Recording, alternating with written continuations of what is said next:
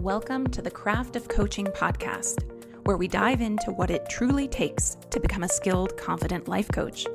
I'm your host, Kate, head of the CLCC, or Certified Life Coach Collective, an ICF-Accredited Level 1 coach training program. We combine courage, coaching, and community to offer you more than just a training program, but a life-changing experience where you use your own personal transformation as the learning ground for supporting your clients. On this podcast, we explore how you can use coaching skills to support your clients or expand your own growth, all grounded in evidence-based coaching practices. Learn more about our program and get free resources for becoming a life coach at teamclcc.com. And now, here's today's episode. All right, friends, let's get into morning routines that will maximize your potential. This is one of those Craft of Coaching episodes where it's some parts, what are the things that might be beneficial for your clients that you could coach clients around, especially if they are struggling with some of the things that a solid morning routine can really alleviate. And then, of course, how do you as a coach set yourself up to be the leader of your business? Because whether your business is just you or you are starting to take on a team, your business needs leadership. Your business needs you to actually do the things that have you feeling resourced and grounded, not only so that you can best show up for your clients, who of course you want to support, but also so that you can best show up for yourself so that you don't get stuck in burnout.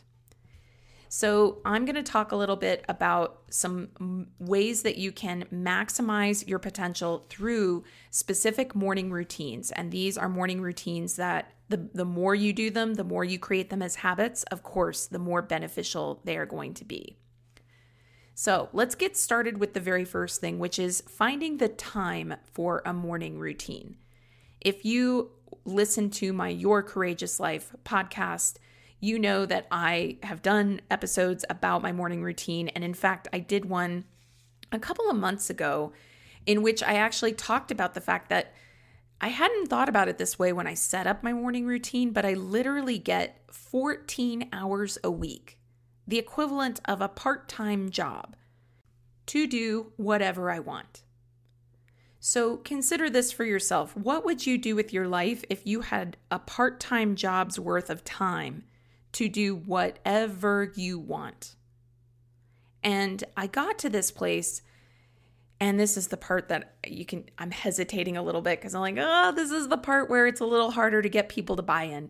I got to this place where I have 14 hours a week of time to myself to completely get myself resourced, to think about what I want to do for the day, for the week, what my goals are, spend time meditating, journaling, all the things.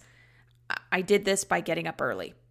Oh, see, now's the part where I'm going to lose some people. They're going to be like, oh my God, I can't get up early.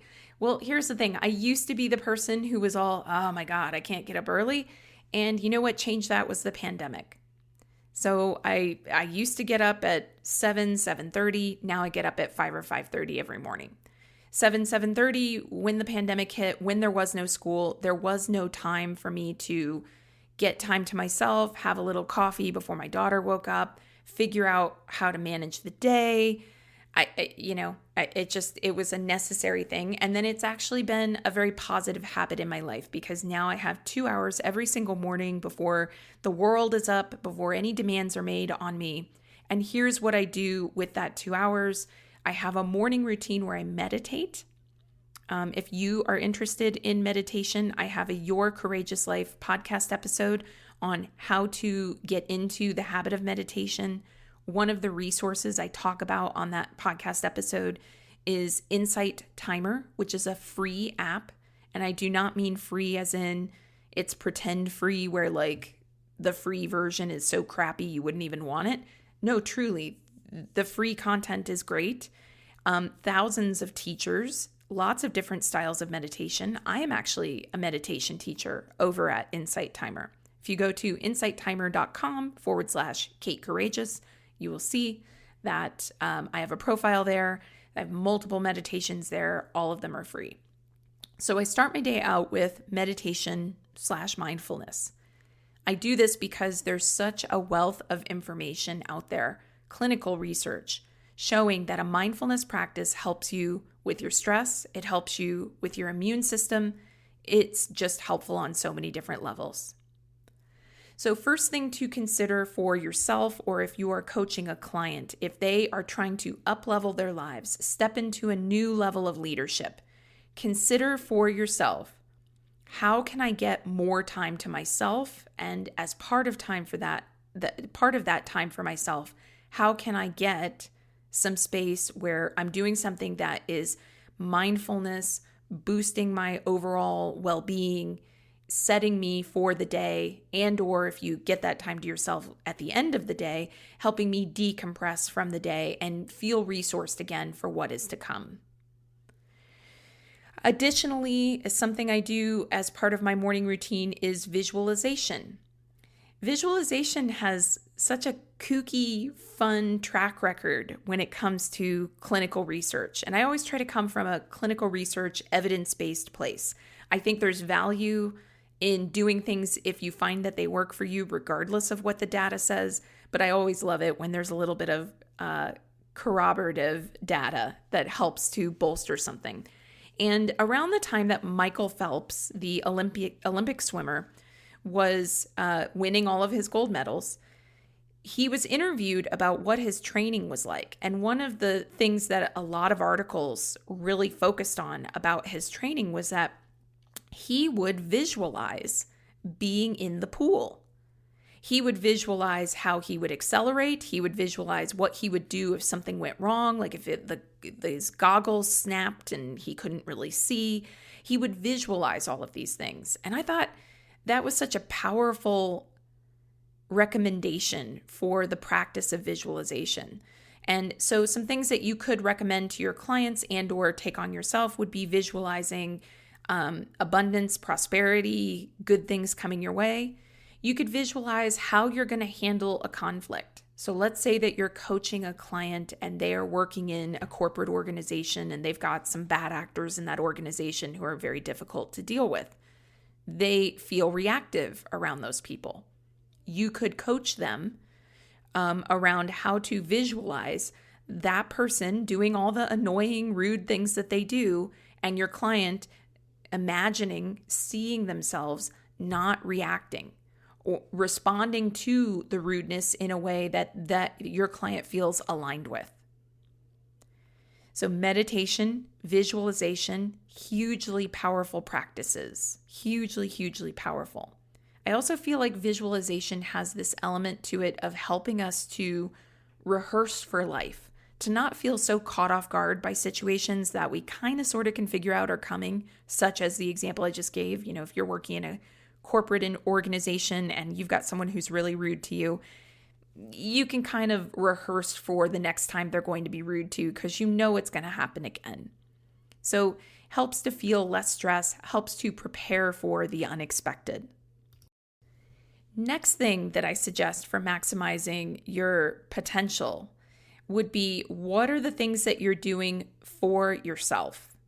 And this is something that should have nothing to do with work, should have nothing to do with anything obligatory, definitely not house cleaning. What are the things that you are going to do for yourself? For me, that thing is writing fiction. I have a novel I've been working on for a few years that is actually in the kind of last round before I'm going to be submitting it. For other people, it might be exercise. It might be time spent walking the dogs. It might be time spent out in nature, depending on the time of year. It might be that in the summer, it's really, really hot in the afternoon wherever you live. And so the morning is when you can like soak up some of the cooler air and just be out and get some fresh air and things like that because it's too hot later in the day. So what is that thing that you can do that's just for you, that isn't cleaning? It's not mindlessly scrolling on social. It's time just for you. Yoga, books that you want to read, time to paint. And the thing that I do for myself that I think makes it easier for me to get into writing mode, because that can be something that sometimes clients might say is kind of a thing, like, oh, in the morning I'm kind of tired and it's hard for me to get into a flow.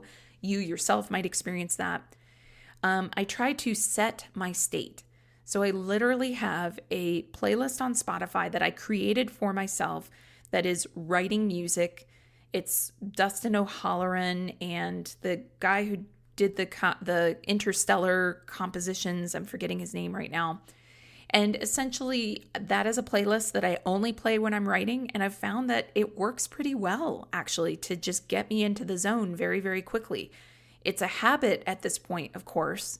But essentially, my point that I'm driving at here is that if for you yourself or for clients, if they find that they want to do some kind of work in the morning that is for themselves, but that does require a little more awake thinking than perhaps they feel they have access to, there are brain-based ways to put yourself into a state more easily to go into that kind of creative thinking, such as creating a playlist of some kind. Now, a really common thing that can come up for people when they're considering starting to get up earlier so that they can have all of this time to themselves is, that would be great, except every single morning when the alarm clock goes off, all I want to do is hit snooze and or turn off the alarm and just go back to sleep. So let me get into how you can shift some of that. And the science of this is something you can go down a deep dive with. You can look at like the Huberman Lab podcast and things like that. But I'm going to be very reductionist in my descriptions of things. But if you want the fancy descriptions, certainly you can find those. So your body operates on a circadian rhythm. And at all times, even if you aren't totally aware of it, your eyes are actually tracking the angle of the light in the sky. It's a totally unconscious thing, but your eyes are actually tracking the angle of the light in the sky to try to tell what time of day it is so that your body can do the work of metabolizing your food when you're going to most need it. You know, your brain needs glycogen and your body needs nutrients and stuff during the day when you're most active, things of that nature. So one thing that you can do if you are wanting to get up earlier is make sure that you get access to light first thing in the morning.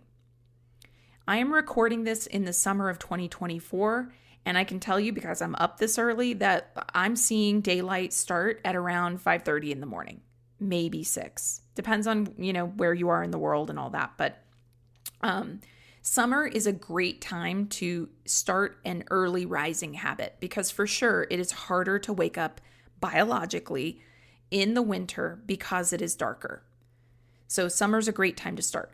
If you can't start, if you're listening to this in the middle of winter and it's like the darkest days of the year, you can still get up earlier if you turn on a lot of lights in the area where you're going to be hanging out after you get up. There's also sunrise alarm clocks. The Philips sunrise alarm clock is the one that I use and have had for many years. I don't even need it anymore, really, because I'm so adjusted to what time I get up. But you can find them on Amazon for pretty inexpensive amounts of time, things of that nature. And if you don't have a sunrise alarm clock, fine. Get up out of your bedroom, go into the kitchen and turn on lights. Get exposure to light, because the light actually hits the retina and starts telling the body, hey, it is time to set into motion all the systems that are going to wake you up for the day. No lie, the first week of this is brutal. The first week that I started this process, all I wanted to do was go back to bed. It was like the worst thing ever. But what I found was that if I could just make myself stay up and get some light for about 10 minutes, that was enough for me to be able to adjust completely. And then I started to feel more awake. And of course, people have coffee and, things like that they'll drink to help with this. So you really just have to give it a week or two for your body to adjust. The other end of this circadian rhythm that is important for waking up in the morning is you have to go to bed early enough to get enough sleep. And I know that that's a duh, but the problem people can run into sometimes is that they can't seem to make themselves go to sleep at a time that would be conducive to them getting up early. Then they don't get enough sleep, so they wake up early or try to, and all they want to do is go back to sleep. There's no way out of this cycle other than the first few days you get up early anyway. Even though you haven't had enough sleep, you bite the bullet. And because you got up earlier and you're tired all day, you will want to go to bed sooner. So instead of staying up till 10:30, 11 or whatever, you'll start wanting to go to bed at like 9, 9:30, maybe even a little bit earlier than that. Now, here's the other thing you need to do to be successful at this, and it is you got to stick to it, even on the weekends. Now, I promise, I know, you want to reach through your phone or the internet or whatever and like strangle me right now because I'm talking about getting less sleep and people are protective about their sleep. I get it. But the thing is, if you change your circadian rhythm on Saturday morning and Sunday morning by sleeping in, then what's going to happen is Monday morning, you're going to almost be restarting yourself. And so all of the icky, gross, I really don't want to get up feelings that you felt on the first few days. And those feelings, of course, are no fun and no one wants to repeat that experience. So this is a shift that you're making that once you have made this shift, you are going to be able to move into it easily. And at this point, I have to say, and I promise I would never, ever, ever suggest that people start getting up early because it can be so hard at the beginning. I would never, ever suggest that people get up early to have this time to yourself if it was always as torturous as it is going to feel those first few days. Now, for me, getting up at 5:30 in the morning is like getting up at 7 or 7:30. It's just not a big deal. So let's say that you are buying in on this on some level and you're like, okay, Kate, I'm going to try it. I'm going to get up maybe not as early as 5 a.m., but maybe I'll get up a half hour earlier or something like that. I wanted to talk about some other things you can do that the research has shown can help you to maximize your potential. And by maximize your potential, I mean things like stimulate clear thinking, stimulate creative thinking, set you up to feel resourced and grounded, like you've really fed your own cup before you're trying to give from an empty cup to everybody else. And so one of the things that has emerged in the research has been cold showers. I don't personally do cold showers in the morning. I feel like I am already getting my, Girl Scout badge or whatever you want to call it by getting up early and kind of doing the routine that I have. But there is some research showing that doing a cold plunge or a cold shower first thing in the morning really stimulates your endocrine system, your immune system in positive ways, of course. Clarity, gives you a little rush of dopamine, feels really, really good. And if you've ever done like a cold plunge followed by a sauna, I have done that before. I got to tell you, it feels pretty amazing. It's really exhilarating. It feels really weird getting into cold water and everything in my brain was like, no, no, no, no, no, no. And then I did it and then immediately went from cold plunge to sauna. And then there's this really beautiful rush that happens afterwards. But again, I'm not doing that in the morning. That's just not me. But it is something that people do that they get a lot of benefit from. There is also an app that you can get called the Wim Hof app.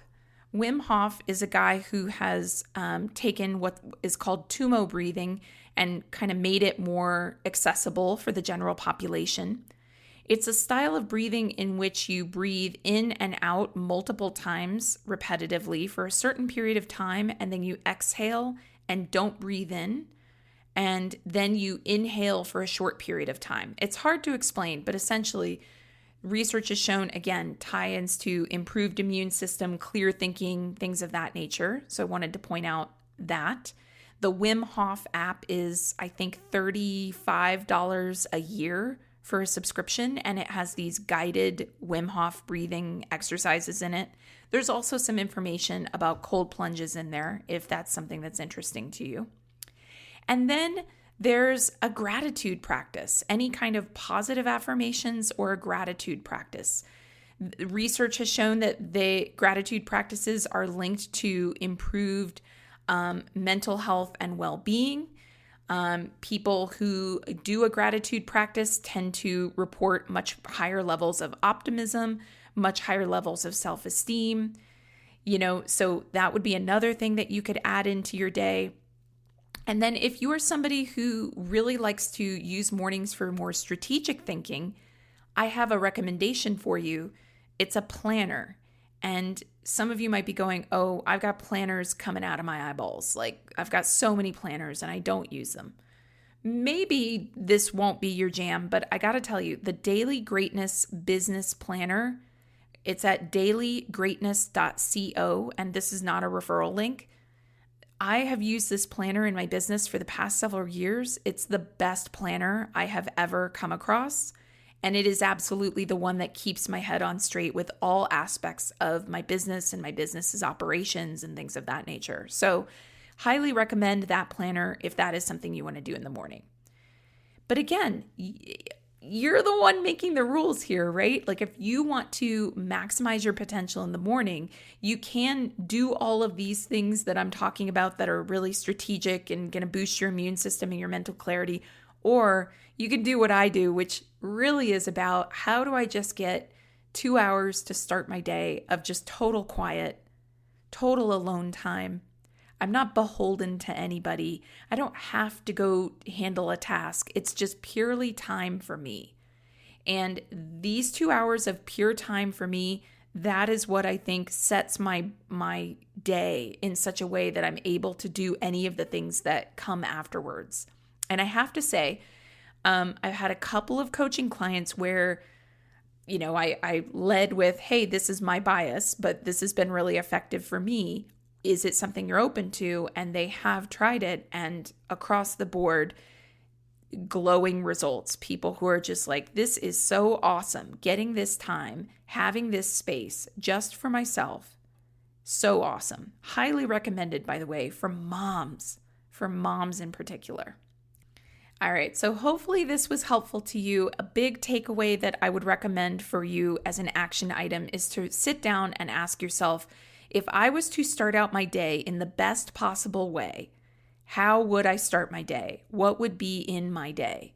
And literally try to come up with everything. How would you feel when you wake up? And what would you do? And how would you feel centered with yourself? Is there a creative activity you'd want to engage with? Do you want to do some yoga or some light stretching? What is your ideal morning? And then if you're not going to do the morning person thing, the other question is, okay, how about your ideal evening? Essentially asking yourself, how can you look at these things that maximize your potential, whether it's cold showers or a gratitude practice or a mindfulness practice or getting time for creativity before the day drains you? What are those things that you want to do just for you so that you can be solid for the day ahead? It's not only going to benefit you, it's also going to benefit your clients, and it's going to help you step into being the leader that your business needs in order to grow and to thrive. All right, that's it for today's episode. Thank you so much for listening. Before you go, would you help us out and take a moment to give us a rating in iTunes, Spotify, or wherever you're listening? It really helps us get the word out to other listeners.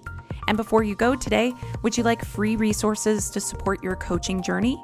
Whether you're considering becoming a coach or you want advanced coach skills training, access our coaching resource library at teamclcc.com. Again, that's teamclcc.com. Can't wait to connect with you. And again, thanks for listening.